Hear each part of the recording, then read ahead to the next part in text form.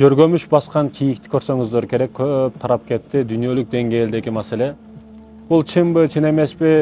Мени ооруткан нерсе бул эмес. Негизги маселе бир жаныбарга жардам берсек болобу? Бул жакта адамдар турса ачкалыктан же жаныбарга жардам берсекпи деген суроо жаралат да.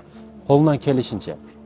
Бизде бир жаңылыш пикир бар. Качан мен бутка туруп алсам, апама жакшылык кылам, апамды ажык алып барам. Качан мен бутка туруп алсам, же өнүгүп алсам, же акча тапсам деген тосуктарды өзгө кое алабыз да.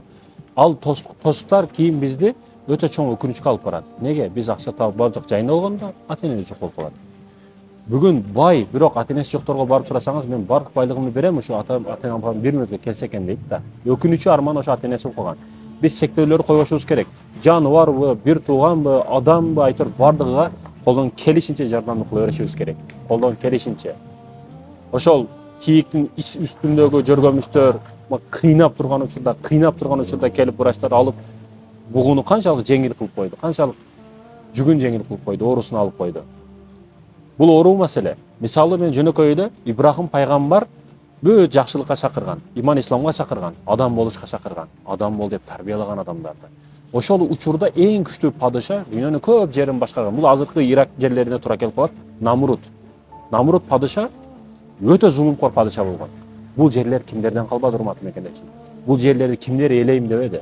Бирок бардыгы жерге кирип кетти. Ошолордун бири бул Намрут болуп эсептелет. Намрут өтө көп зулумдук кылган, анан бардыгын баш ийдирип, мага сажда кыласың, мага баш ийесиң, мени Кудай дейсиң деген бир зулумкор падыша болгон. Ибрахим пайгамбар иманга, исламга чакырды, бирок баш берген жок. Ибрахим пайгамбарды өрттөймүн да. Өтө чоң яманы жерди казышты. Ибрахим пайгамбарды таштады, бирок Кудай Тааланын буйругу менен от неге салкын суу, мындай айтканда сонун жерге айланып калды да. От физиканын эрежесине салсак, от өзүнүн буйругун аткарыш керек. От сөзсүз түрдө күйүш керек. Мисалы биз бир жерлерге бомба коюшат, бир жерлерге жардырабыз дешет, ошол өрттүн себебинен. Өрт күчтүү жардырат. Өрткө ошондуктан сыйынышат. Өрт эч нерсени карабай күйгүзөт дегендиктен ошондуктан сыйынышат.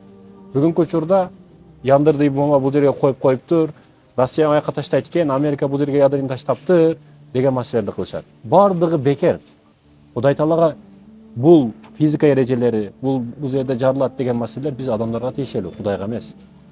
Бардык система, бардык маселелер Кудайга баш ийилет. Ошондуктан да өрткө буйрук берилди, Ибрахим пайгамбар өрттүн ичинде эле Намрут ойлоду, күлдү, бакырды, күйүп кетти, жок болду. Бирок Ибрахим пайгамбар сонун жерде эле да. Намрут кантип өлдү десеңиз, Намрут урматтуу мекендештерим өтө кыйын азап менен өлдү.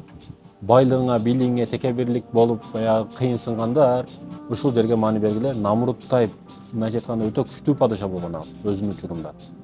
Ага бир кулагына жөнөкөй эле бир чымын кирип кетти. Ал мээсине азап беришти баштады. Чымын бул башка кирип алып кыймылдаганы сайын Намрут эки жакка башын ура турган болду. Бийлигин бардыгын тапшырып берди керектүү адамдарга. Ал эч нерсеге кирише албай калды, баш иштебей калды, тентек боло баштады. Ага эң мындайча айтканда оорусу жоголо турган учур кандай эле?